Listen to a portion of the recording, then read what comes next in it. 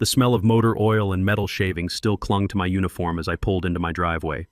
12 hours at the shop, dead tired, just wanting to see my baby, my 1967 Camaro SS that I'd spent 18 months rebuilding from a rust bucket into perfection. I hit the garage remote.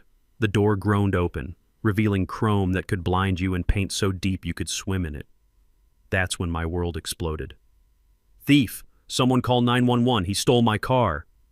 My HOA president neighbor Brenda came charging across the lawn like a rabid pit bull, cell phone already pressed to her ear. "Yes, there's a black man stealing my car right this second. Send everyone." Police sirens were already wailing in the distance. She'd called before even confronting me. I'm standing in my own driveway, holding my own keys, looking at my own car, about to be arrested for theft. What would you do if your neighbor weaponized the police against you in your own driveway?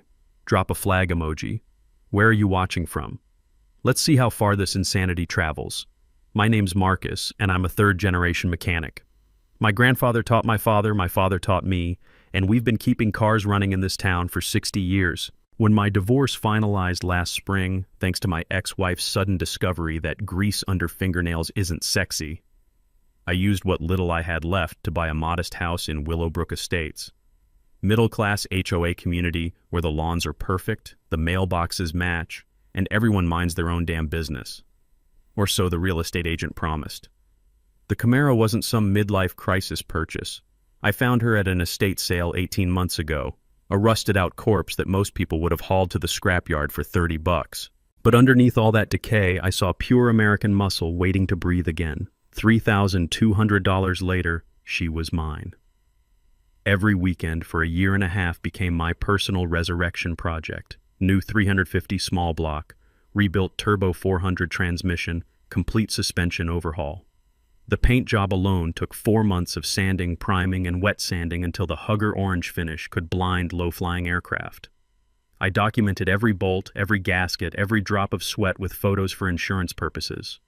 Kept every receipt in a 3-ring binder thicker than a phone book. The smell of fresh primer and metal shavings became my Saturday morning cologne. Coffee growing cold on my workbench while I lost myself in the meditation of mechanical perfection. Enter Brenda Wilson, the human embodiment of a homeowners association fever dream. Brenda moved to Willowbrook 5 years ago and immediately appointed herself queen of everything. Real estate agent who drives a white BMW that gets detailed more often than most people shower. Manicured nails that have never touched actual work. Highlighted hair that defies gravity, and a smile that could freeze anti-freeze. She'd been HOA president for 3 years running, unopposed because nobody else wanted to volunteer for neighborhood Gestapo duty. Her specialty was weaponizing paperwork. Trash cans left out 12 minutes past pickup, fence posts measuring 2 1/8 inches instead of regulation 2 inches, mailbox fonts that weren't Willowbrook approved. The woman once cited me for grass that allegedly exceeded the 2.5-inch maximum, showed up with an actual ruler. "Just maintaining community standards," she'd said with that synthetic smile. 2 weeks before the garage door incident, she'd marched over while I was bleeding brake lines. The screech of my impact wrench apparently offended her delicate sensibilities. "Excuse me, but there's a noise ordinance. No power tools after 6 p.m. I wiped my hands on a shop rag, stayed diplomatic. "Actually, city ordinance permits hobby work until 9 p.m. Happy to show you the documentation." Her smile turned arctic. "Well, we'll see about that. This kind of industrial activity affects property values." The way she said industrial activity, like I was running a meth lab instead of restoring American history. The day everything exploded started with Brenda's monthly pool party extravaganza. Saturday morning, her backyard filled with neighborhood wives sipping mimosas and pretending to care about each other's vacation photos. I could hear the artificial laughter through my garage walls. Then her voice cut through the chatter like fingernails on glass. "Oh, that's my new Camaro. Just bought it from a classic car dealer in Phoenix. $45,000, but totally worth it. They're shipping it next week." My socket wrench clattered to the concrete floor. She was showing people photos on her phone, photos of a car identical to mine, basking in their impressed coups like she'd personally invented the combustion engine. That afternoon, needing brake fluid, I fired up my baby and backed out slowly. The 350's rumble echoed off the houses like mechanical thunder, deep and primal and absolutely gorgeous. When I returned an hour later, Brenda stood in her driveway like a statue of suburban rage, arms crossed, face flushed, staring at my car with the intensity of a hawk watching a field mouse. I nodded politely. She didn't respond, just kept boring holes through my Camaro with those predator eyes. That night, I'm betting she spent hours online, building her delusion brick by digital brick, convincing herself that somehow, some way, I'd stolen her imaginary purchase. By morning, she'd transformed from annoying neighbor into something far more dangerous. A Karen with a cause. When 2 patrol cars screeched into my driveway with full light show blazing, I knew my peaceful Saturday evening was officially screwed. 4 officers poured out like they were responding to an armed bank robbery, which, according to Brenda's Academy Award-worthy 911 performance, they were. Officer Rodriguez, a 20-year veteran with kind eyes and the patient demeanor of someone who'd seen every flavor of neighborhood crazy, approached with his hand resting casually on his belt. His partner, a younger guy named Morgan who looked like he bench-pressed squad cars for cardio, flanked him with notebook ready. "Evening, sir. We received a report about a stolen vehicle at this address." The sheer absurdity hit me like a brick to the forehead. Stolen vehicle? "Officer, this is my car, in my garage, at my house." That's like saying I stole my own refrigerator. Brenda materialized beside the officers like a suburban poltergeist, still clutching her phone with white knuckles. "That's him! That's the car thief! I just bought that exact Camaro yesterday for $45,000. I took a deep breath, tasting the lingering exhaust fumes from my perfectly legal muscle car and trying not to laugh at the cosmic joke my life had become. Stay calm, I reminded myself. My old man always said documentation beats desperation every time. "Officers, I can prove ownership right now." I pulled out my phone, scrolling to the photo album I'd obsessively maintained. "This car has been mine for 18 months. I rebuilt every bolt from scratch." Rodriguez studied the progression photos with genuine interest, rust bucket to rolling chassis to painted perfection. His eyebrows climbed as he swiped through images of me installing the engine block, priming body panels, stitching the interior. "That's some serious craftsmanship," he murmured, zooming in on a shot of the engine bay. "You do this professionally?" "Family business. My grandfather would have beaten me with a wrench if I'd done sloppy work." Meanwhile, Brenda was having what appeared to be a full psychological break. "He's lying. Look at these." She thrust printed photos at the officers, clearly downloaded from some dealer website 5 minutes before calling 911. "I wired the money yesterday. They were shipping it this week." Chen examined her evidence with the enthusiasm of someone reviewing tax documents. Generic dealer stock photos, no VIN numbers, no actual paperwork. Just glossy images that could have been any orange Camaro built between 1967 and yesterday. "Ma'am, do you have purchase documentation, bill of sale, wire transfer receipts, dealer contact information?" Brenda's face turned the approximate color of a fire engine. It's all being processed. The dealer said paperwork takes time for classic cars." While she improvised her explanation, I was digging through my garage workbench like an automotive archaeologist, 3-ring binder organized by date containing the complete genealogy of my mechanical baby. "Here's my DMV registration," I said, handing Rodriguez the holy grail of vehicle ownership. 18 months old, my name, this address, matching VIN. His flashlight beam danced across the official state document. Everything aligned perfectly. Numbers, dates, signatures, the works. Insurance policy, too. I flipped to the next plastic sleeve. Progressive required photos of the restoration progress for agreed value coverage. Chen was scribbling notes, occasionally glancing at Brenda's increasingly creative explanations. The woman was unraveling faster than a clearance sweater, and I was starting to feel almost sorry for her. Almost. "Officers, he obviously forged everything.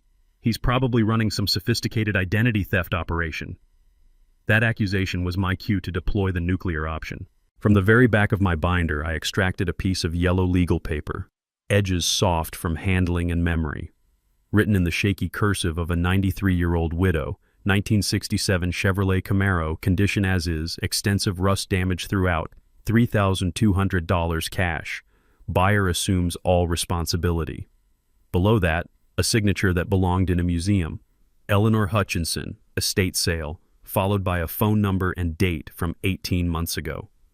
Rodriguez examined the handwritten bill of sale like he'd discovered buried treasure. "This is the original purchase document?" Eleanor was selling her late husband's project cars. Sweetest lady you'd ever meet. Made me promise to bring the car back for her to see when I finished. The silence that followed was so complete I could hear my neighbor's sprinkler system 3 houses down. Chen closed his notebook with the finality of a judge's gavel. "Ma'am, this gentleman has clear chain of ownership documentation spanning over a year. Your evidence appears to be internet printouts." Rodriguez's tone shifted to that special register cops reserve for people having public meltdowns. "Ma'am, I need to inform you that filing a false police report is a misdemeanor offense in this state. My dad was a prosecutor for 30 years, and I've seen people get real jail time for knowingly providing false information to law enforcement." The color drained from Brenda's face like someone had opened a valve. There must be some terrible mistake. The stress of car shopping, you know how confusing these things can be." But her eyes told a different story. As the officers prepared to leave, I caught her staring at me through her living room window with the cold calculation of a chess master planning her next move. This wasn't over. This was just round one. Monday morning slapped me awake with the subtlety of a diesel engine backfiring.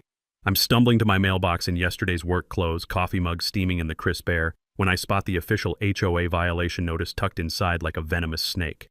Notice of covenant violation, unauthorized commercial vehicle storage. The citation claimed my work van, a perfectly ordinary Ford Transit with Rodriguez Family Auto painted on the side, violated community standards. $200 fine, 48-hour compliance deadline. At the bottom, Brenda's signature flourished like she'd just signed my death warrant. Through my kitchen window, I watched her power walk past my driveway, shooting glances at my van like it was parked on her grandmother's grave. Her morning jog route had mysteriously expanded to include 17 passes by my house. I counted. Here's what most homeowners don't realize about HOA covenants. They're actual legal contracts, not suggestions written by suburban dictators having midlife crises. My divorce lawyer taught me that everything has a paper trail, and paper trails don't lie. I spent my lunch break at the county courthouse digging through public records like an automotive archaeologist. What I discovered was better than finding a winning lottery ticket in my back pocket. My van, purchased in 2017, 3 years before Willowbrook enacted their commercial vehicle restrictions in 2020. Any vehicles owned before rule changes are automatically grandfathered in, protected by law from retroactive enforcement. Brenda could complain until her vocal cords snapped, but she had zero legal authority. I drafted a response that would have made my old man proud, attached copies of my purchase documentation, and hand-delivered it to the HOA management office. The receptionist's eyes widened as she read my rebuttal, probably calculating how much trouble her starboard member had just bought herself. "Oh dear," she whispered, like she was watching a car accident in slow motion. "Mrs. Wilson isn't going to appreciate this development." She had that right. By Wednesday, my mailbox had become Brenda's personal complaint distribution center. 3 more violation notices materialized like bad magic. Alleged oil stains on my driveway. I power wash monthly with the dedication of a monk. Excessive automotive odors from my garage. Apparently the honest smell of WD-40 and determination offended her delicate suburban sensibilities. And noise violations during perfectly legal hours. The woman was carpet bombing me with paperwork, hoping something would stick long enough to cause damage. That's when I made the smartest investment of this entire war. I went full Big Brother on my own property. 4 high-definition security cameras, strategically positioned, all recording to cloud storage with night vision that could spot a mosquito landing on my mailbox. The footage revealed Brenda's new hobby, property line surveillance.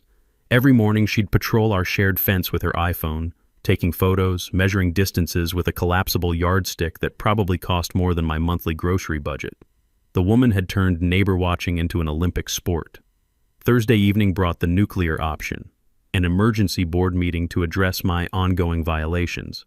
The notice appeared in my mailbox at 4 p.m. for a 7 p.m. meeting, barely legal notification designed to prevent anyone from mounting an actual defense. I showed up at the community center expecting a kangaroo court and found something worse. 3 middle-aged women sitting around a conference table like they were planning a church fundraiser.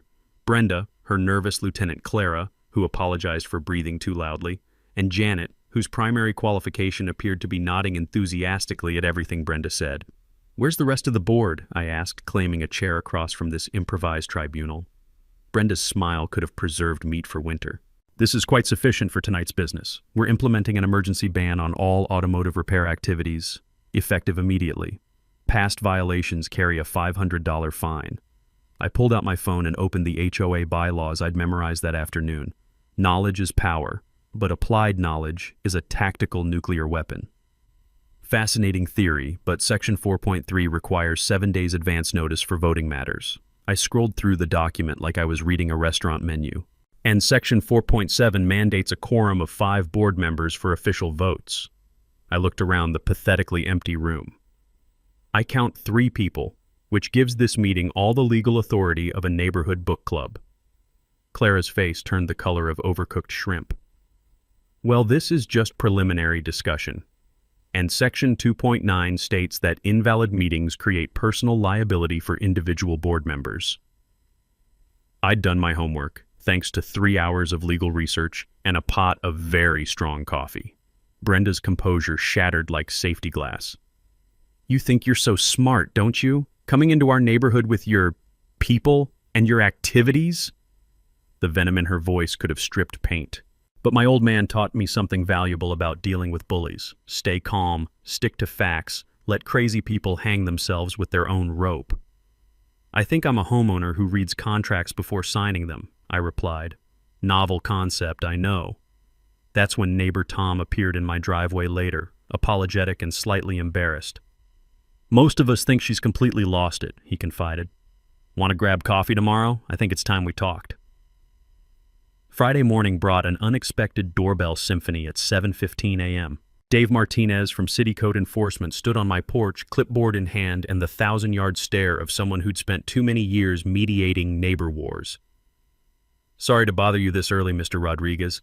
Anonymous complaint about unlicensed commercial auto repair. Mind if I take a look? I led him into my garage, where the morning light illuminated my weekend sanctuary. The smell of metal polish and clean motor oil hung in the air like expensive aftershave, and every tool had its designated home on pegboard walls that would make a Swiss watchmaker weep with envy. Dave's tension evaporated the moment he stepped inside.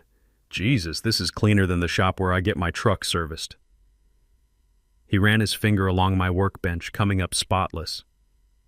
What do you do for work? Family mechanic business. This is pure hobby. Weekends only, no customers. He nodded, scribbling notes while admiring my engine hoist setup. Anonymous complainant claimed you were running an illegal business. I see zero evidence of commercial activity, customer vehicles, or cash transactions. You're absolutely golden. As Dave climbed back into his city truck, he paused with one foot on the running board. Off the record, I've been to this neighborhood 4 times this month. Same voice every time, different complaints. Lady needs a hobby that doesn't involve my department. Brenda's next masterstroke arrived via certified mail, a formal complaint to my homeowner's insurance company. She'd contacted Progressive directly, claiming my garage activities created an unacceptable fire hazard, threatening neighboring properties. The letter demanded immediate inspection or policy cancellation. When my insurance agent Bill showed up Tuesday afternoon, I braced for bureaucratic hell. Instead, I found a kindred spirit who spent the first 10 minutes admiring my Camaro's engine bay like it was the Sistine Chapel. Someone's definitely trying to screw with you, he said, signing his inspection report with a flourish. Your fire safety setup exceeds commercial standards. Half these neighborhood garages are death traps with their propane tanks and extension cord Christmas trees. Bill's company responded by sending Brenda a cease and desist letter that basically translated to, "Stop filing false insurance claims or we'll prosecute you for fraud, Karen." But our neighborhood Napoleon had discovered the nuclear weapon of modern warfare, social media. The Willowbrook Neighborhood Watch Facebook group materialized overnight like a digital cancer. Brenda's inaugural post featured photos of my work van and garage, accompanied by prose that would make a dog whistle manufacturer proud. Just concerned about maintaining our beautiful community standards, she wrote, with enough artificial sweetness to cause diabetes. Some recent activities might be more appropriate in industrial zones, don't you think? Tom showed me the screenshots over coffee, his face redder than a fire engine. 23 people joined in the first hour. It's like watching a dumpster fire, but you can't look away. The comment section became a gladiatorial arena. Several neighbors jumped to my defense, sharing their own Brenda horror stories. Others lurked silently, probably calculating the social cost of opposing the HOA's reigning dictator. Brenda's digital dictatorship imploded when she started deleting disagreeable comments. Nothing ignites suburban fury quite like obvious censorship, and soon the group fractured into warring factions debating everything from free speech to property values. Sunday morning brought escalation to my actual property, scattered across my driveway like metallic confetti, 24 roofing nails, strategically positioned to puncture unwary tires. My security cameras captured the 2 a.m. perpetrator, a figure in a dark hoodie moving with the nervous energy of someone committing their first felony. The footage was grainy, but that distinctive quick-step march looked familiar. Brenda walked like she was perpetually late for an argument. Officer Morgan treated my police report with appropriate seriousness, especially when I explained the escalating harassment timeline. Classic intimidation pattern, he observed, photographing the evidence. Document everything. These cases simmer for months, then explode into arrests very quickly. While obsessively reviewing camera footage, I spotted something that made my coffee go cold. Brenda's morning routine now included detailed reconnaissance missions, walking our property line with her phone, measuring distances, photographing angles. This wasn't random harassment. She was conducting military-grade surveillance for some larger operation. Wednesday's mail delivered the nuclear option, an anonymous letter on generic printer paper.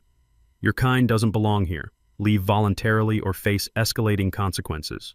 No signature, no return address, but the paper stock matched Brenda's HOA notices perfectly. My divorce lawyer had taught me enough about document analysis to recognize identical watermarks and printer signatures. Detective Martinez, assigned to my growing case file, examined the letter with professional interest.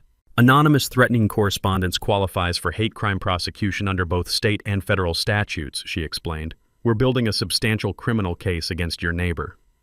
That evening, Tom's Coffee Shop Coalition expanded to 6 households, each armed with their own Brenda documentation.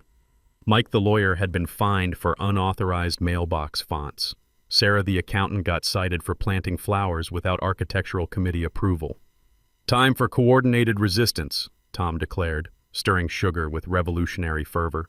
Individual complaints get ignored. Group action gets results. As we shared war stories and legal strategies, I realized Brenda had accidentally created her own worst nightmare. A unified neighborhood opposition with legitimate grievances and professional expertise. The hunter had become the hunted. Friday afternoon found me in the county courthouse basement, a fluorescent-lit purgatory that smelled like old coffee and bureaucratic despair. The records clerk, a woman who'd apparently been filing documents since the Carter administration, directed me to Research Room B with the enthusiasm of someone pointing toward a public restroom.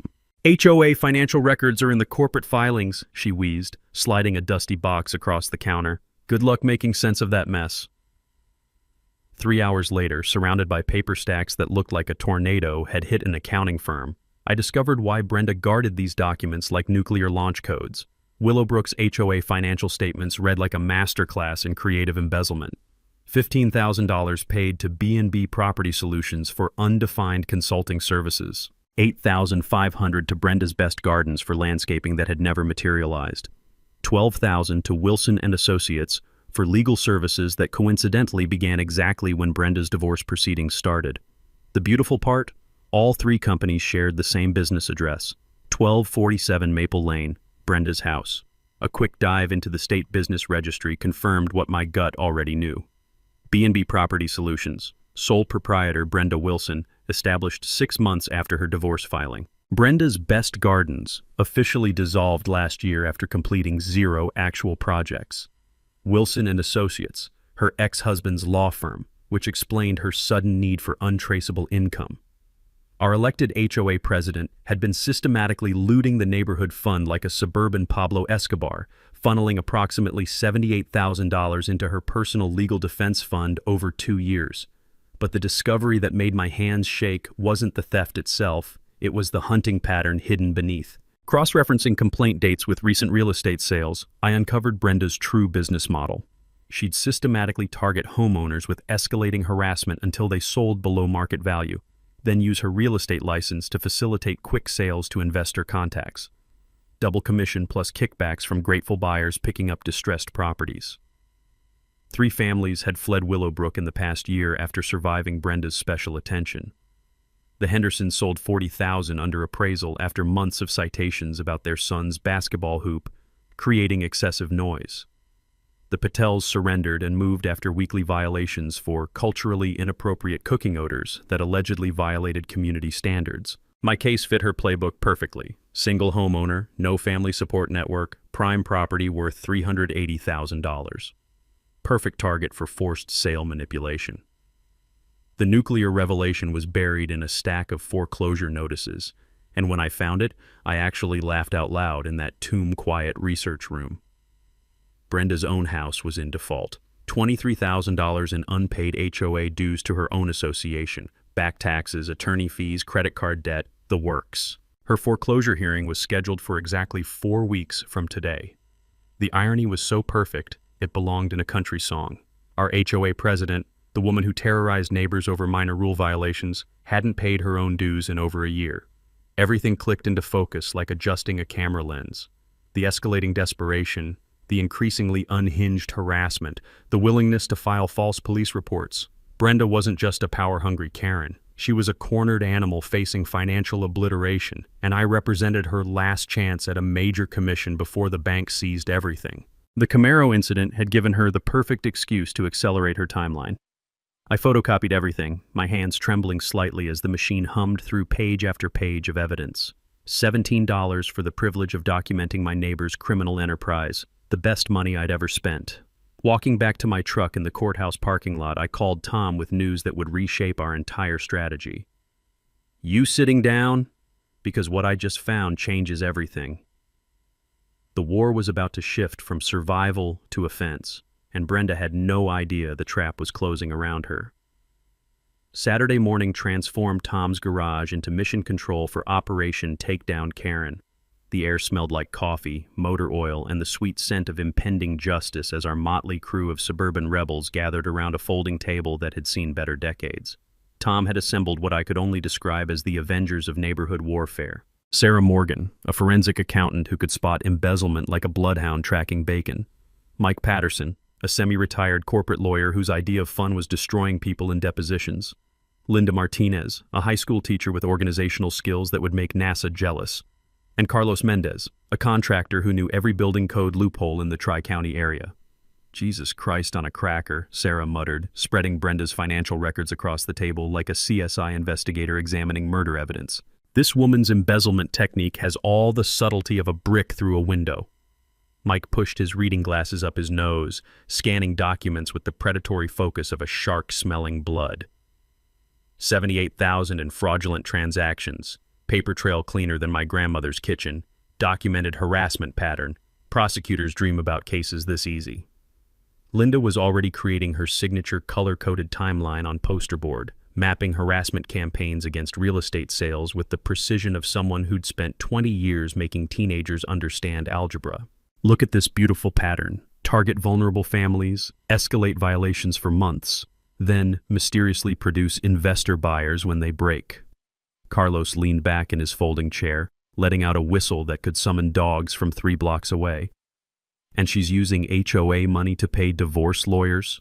That's not criminal genius, that's criminal stupid." Our battle plan emerged over 2 hours of increasingly caffeinated strategy sessions. Operation Documentation Fortress Carlos volunteered to turn our neighborhood into Fort Knox with security cameras, motion sensors, night vision, cloud backup. If this woman so much as glances sideways at your mailbox, we'll have it documented in courtroom quality 4K. Linda launched into full teacher mode, creating standardized incident report forms with the thoroughness of someone designing a final exam. Dates, times, witnesses, photographs, police report numbers. We're building a case file so airtight it could survive a nuclear blast. Sarah was practically rubbing her hands together with forensic accounting glee. "I'm calling colleagues who owe me favors. We'll produce an independent audit that meets federal court standards." Bill. Operation Legal Annihilation.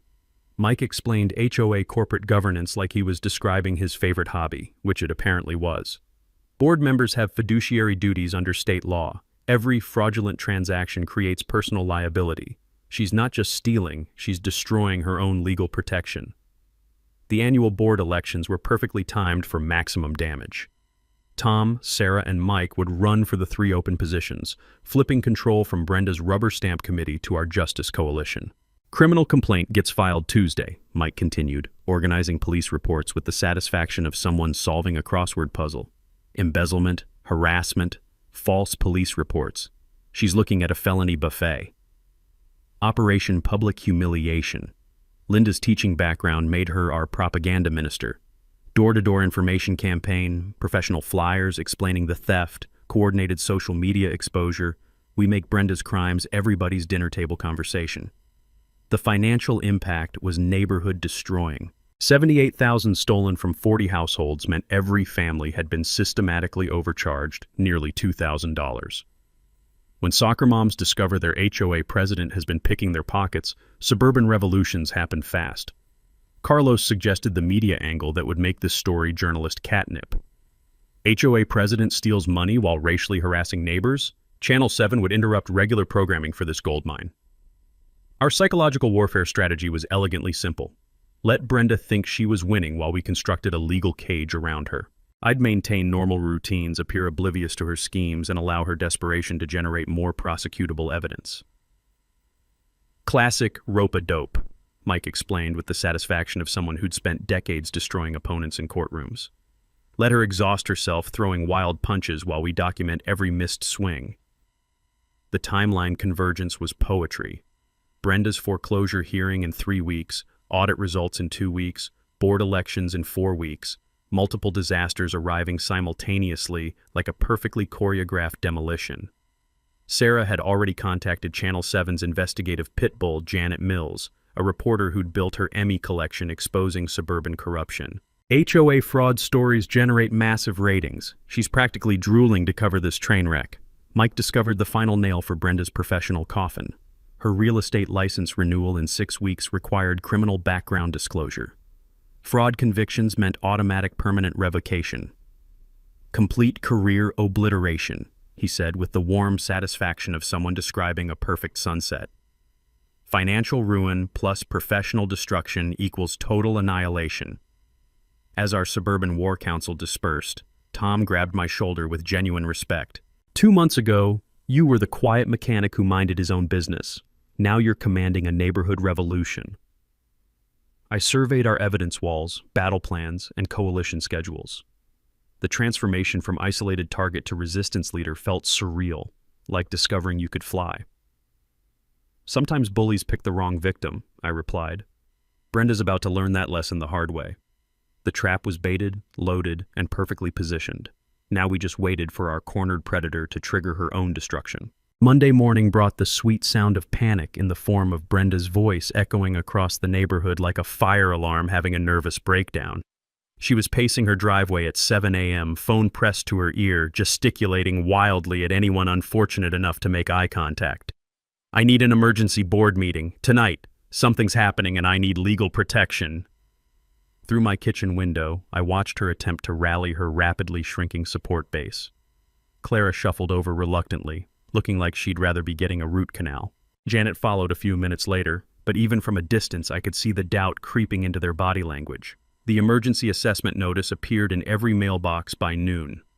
$500 per household for immediate legal defense against outside agitators attempting to destabilize community governance. The letter claimed I was threatening to sue the entire HOA and demanded immediate payment to hire attorneys. What Brenda didn't know was that Tom attended her pathetic 3-person meeting, hidden in the community center parking lot with a digital recorder that picked up every desperate word. They're investigating our finances, Brenda's voice crackled through the speaker when Tom played it back later. I don't know how much they know, but we need to control the narrative before this gets out of hand. Clara's nervous response was barely audible. Brenda, maybe we should just... No! I've worked too hard building this community to let them destroy everything. If I have to leave town, fine, but I'm not going down alone. The audio quality was courtroom ready, and Mike's predatory grin when he heard it could have powered the neighborhood streetlights. Wednesday night brought Brenda's first act of genuine desperation. Vandalism with a side of stupidity. My security cameras caught her sneaking around my property at 2:47 a.m., dressed like a suburban ninja in black yoga pants and a dark hoodie that fooled absolutely no one. She'd brought a toolkit of petty revenge, tire-slashing knife, spray paint, and what appeared to be small containers of motor oil staged behind my garage. The plan was obviously to create evidence of environmental violations, but Brenda had never been accused of criminal genius. The beautiful part? She spent 15 minutes positioning fake evidence while standing directly under my motion-activated floodlight, providing crystal-clear footage of her face, her BMW's license plate, and her pathetic attempt at frame-up artistry. Thursday morning's code enforcement visit was her most spectacular failure yet. The inspector found the planted oil containers immediately. They still had Home Depot price stickers attached. When he pointed out that fresh motor oil doesn't create environmental violations anyway, Brenda's story collapsed faster than a house of cards in a hurricane. "Ma'am, filing false environmental reports is a federal offense," the inspector explained with barely concealed irritation. "I'm documenting this incident and forwarding it to our fraud investigation unit." Brenda's social media meltdown began that afternoon and continued through the weekend like a digital dumpster fire that nobody could look away from. The Willowbrook Neighborhood Watch Facebook group became her personal therapy session, complete with increasingly unhinged rants about outside agitators and property value destruction. Her 2 a.m. post on Friday was a masterpiece of self-incrimination. Some people don't understand that communities have standards. When certain elements move in and start changing the character of established neighborhoods, decent people have to take action to protect their investments. Screenshot, saved, forwarded to our legal team. Saturday brought the bribery attempt that sealed her fate. Carlos was installing camera equipment at Linda's house when Brenda approached with the subtlety of a used car salesman at month end. "I know Marcus is paying you people to lie about me," she said, pulling out an envelope thick enough to choke a horse. $2,000 cash if you forget about those security cameras and stop helping with this harassment campaign." Carlos, bless his contractor's soul, kept installing cameras while recording the entire conversation on his phone. "Ma'am, I'm just helping neighbors protect their property. Maybe you should talk to a lawyer." "I don't need lawyers. I need this neighborhood back under control," her voice pitched higher than a smoke detector. "That man has turned everyone against me with his lies and manipulation."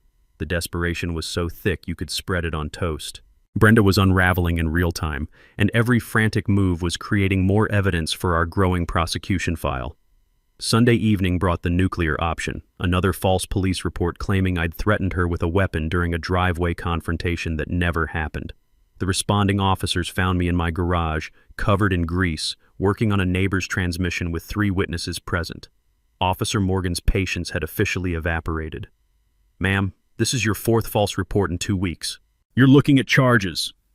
The preliminary audit results arrived Monday via Sarah's encrypted email, and the numbers were even worse than our original estimates. Brenda hadn't just stolen $78,000, she'd been systematically overcharging every household for phantom services while pocketing the excess. Total theft, approximately $96,000 over 30 months. Our neighborhood dictator wasn't just broke and desperate. She was a career criminal who'd finally run out of victims and time. The endgame was accelerating beyond our wildest projections, and Brenda was doing all the work for us. Tuesday night's break-in was the kind of criminal masterpiece that would make the Three Stooges proud. At 2:33 a.m., while normal people were dreaming about vacation destinations and winning lottery numbers, Brenda was living her best burglar life at the HOA management office. The security footage looked like a rejected scene from a heist movie written by someone who'd never actually committed a crime. There was our suburban Napoleon, using a stolen master key with all the stealth of a rhinoceros in tap shoes, frantically feeding documents into an industrial shredder like she was making the world's most expensive confetti. The silent alarm triggered faster than Brenda's common sense had abandoned her, and Officer Rodriguez arrived to find her elbow-deep in evidence destruction, surrounded by paper snow that used to be financial records. "Ma'am, step away from the computer and put your hands where I can see them," Rodriguez commanded, probably wondering how his Tuesday night shift had turned into amateur hour at the crime academy. Brenda's response was pure daytime television gold. "You don't understand. They're destroying everything I've built. This community was perfect before they came." The smell of overheated electronics and desperate sweat filled the office as she was cuffed and read her rights. Watching the footage later, I almost felt sorry for her. Almost. Until I remembered the fake police reports and tire slashing incidents. Bail was set at $25,000, which for Brenda might as well have been $25 million considering her financial situation resembled the Titanic after meeting the iceberg. She spent 3 days in county lockup, probably the first time in her adult life she'd been somewhere without a manager to complain to. While our fallen dictator was enjoying government hospitality, Clara made the decision that would seal Brenda's fate forever. She visited the jail with a digital recorder hidden in her purse, and what she captured was prosecutorial poetry. "I need your help, Clara." Brenda's voice cracked through the phone speaker when Clara played the recording for our coalition. The desperation was so thick you could taste it. "There's money in my garage, behind the water heater. Cash. We can both disappear before this gets worse." Clara's nervous response barely registered. "Brenda, I can't. $50,000. Help me and we start over somewhere they don't know us." Mike whistled low when he heard the recording. Admissions of theft, conspiracy, flight risk, obstruction of justice. This woman just confessed to everything while sitting in jail. It's like she's trying to set records for criminal stupidity. Thursday evening's emergency neighborhood meeting packed the community center beyond capacity. The air crackled with righteous fury and the distinctive aroma of community center coffee that could strip paint. 43 households showed up, and the collective anger could have powered Las Vegas for a week. Tom presented Sarah's final audit results with the satisfaction of someone revealing a straight flush. The numbers were staggering. Brenda hadn't just stolen $78,000. She'd operated a criminal enterprise that included phantom vendor payments, inflated service contracts, and kickback schemes totaling $112,000 over 3 years. "Every single family in this room has been systematically robbed," Tom announced to gasps and creative profanity that would make sailors blush. "Average theft per household, $2,800. The vote of no confidence was unanimous except for Janet, who abstained while looking like she wanted to tunnel through the floor and emerge somewhere in Canada.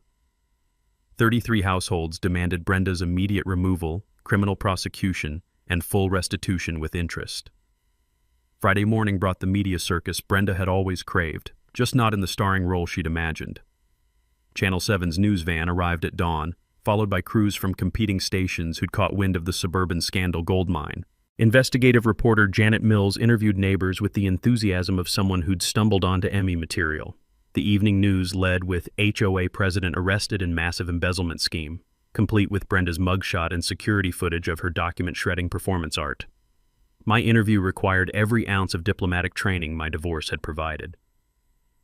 "This isn't about revenge or getting even," I told the camera, choosing words carefully. "It's about holding people accountable when they abuse positions of trust." The story exploded across social media faster than gossip at a high school reunion. Had HOA Karen trending nationally within hours, with thousands sharing their own nightmare stories and celebrating our neighborhood's David versus Goliath victory. Brenda's real estate career disintegrated in spectacular fashion. Her brokerage suspended her license immediately, past clients began filing complaints about suspicious transactions, and her professional reputation became more toxic than nuclear waste. The foreclosure auction proceeded without drama. Brenda's house sold for $280,000, $70,000 below market value, because criminal investigations and news vans tend to discourage bidders. Saturday's 3 a.m. Facebook confession video was her final act of self-destruction. Sobbing into her phone camera, mascara running like abstract art, she blamed everyone except herself for the consequences of her criminal choices. "I was just trying to protect our community," she wailed to the internet. "Sometimes good people have to make hard decisions." The comment section became a digital firing squad where neighbors shared years of accumulated grievances. The video disappeared within hours, but screenshots are forever.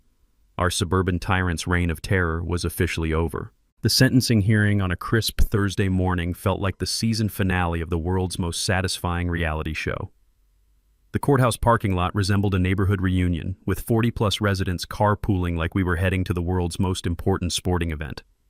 Judge Patricia Hernandez's courtroom was packed beyond capacity, every pew filled with faces I'd come to know as allies over the past 3 months. The smell of nervous energy and courthouse coffee mixed with the collective anticipation of people who'd waited far too long for justice. Brenda sat at the defendant's table in an orange jumpsuit that clashed spectacularly with her fake blonde highlights, looking like a deflated balloon animal beside her overworked public defender. The woman who'd once terrorized our neighborhood with clipboard authority now resembled a suburban scarecrow that had lost a fight with a tornado.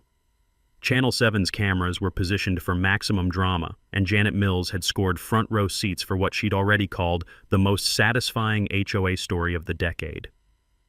When Judge Hernandez called for victim impact statements, I stood first, my heart hammering against my ribs like it was trying to escape.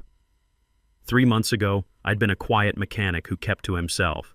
Today, I was speaking for an entire community. Your Honor, this case started with a woman calling 911 because I opened my own garage door, I began, my voice steadier than I'd expected. But it was never really about a car. It was about power, control, and what happens when someone decides they can terrorize their neighbors without consequences. I described the escalating harassment, the fake police reports, the systematic theft that had robbed every family of thousands of dollars. But mostly, I talked about fear, the way Brenda had weaponized authority to make people afraid in their own homes.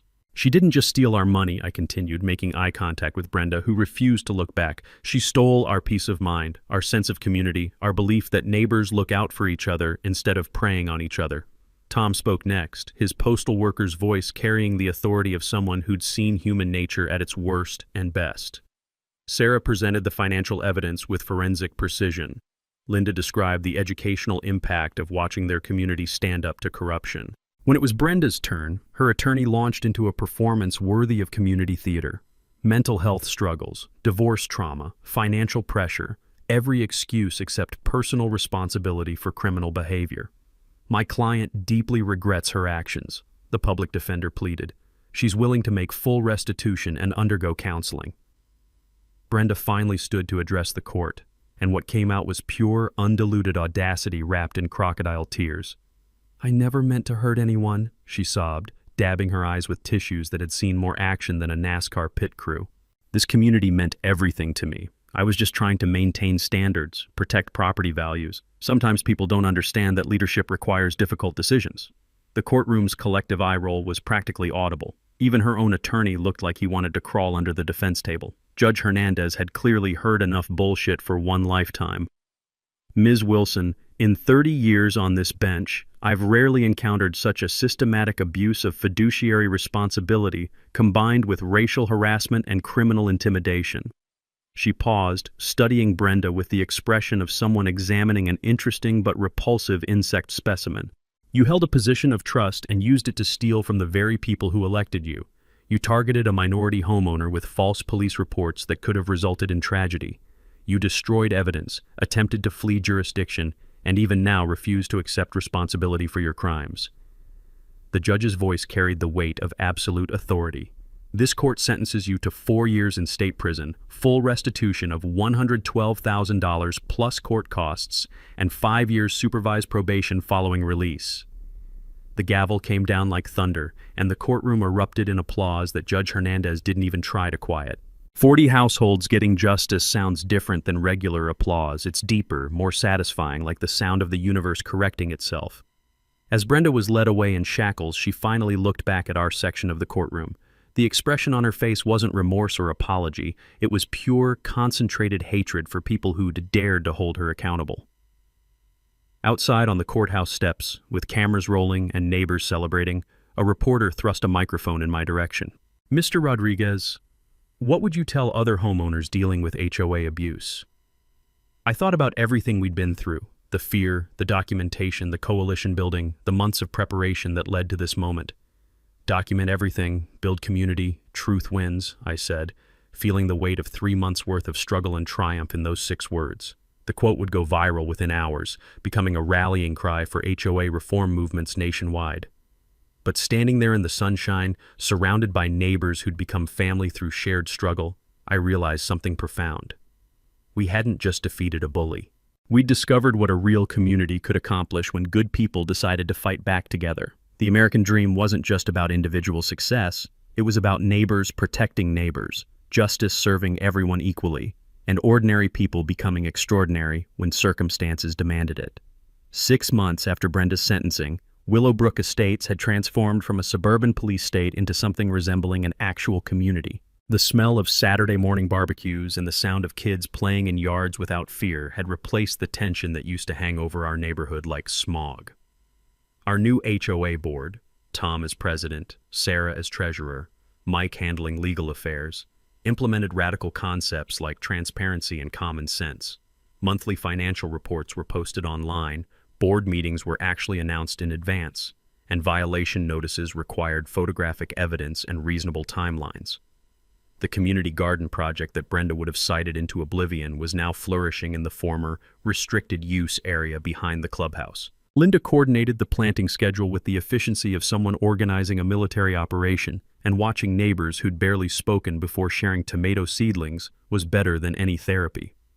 Property values, ironically, had increased 15% since our dictator's removal. Turns out buyers prefer neighborhoods known for community that defeated corruption over HOA president embezzles money while harassing minorities. Who knew? The restitution payments arrived like Christmas morning spread across 12 months. Every household received their stolen money plus interest, and watching neighbors pay down credit cards and plan actual vacations with recovered funds felt like economic justice in action. Brenda's prison reality was considerably less comfortable than her previous lifestyle.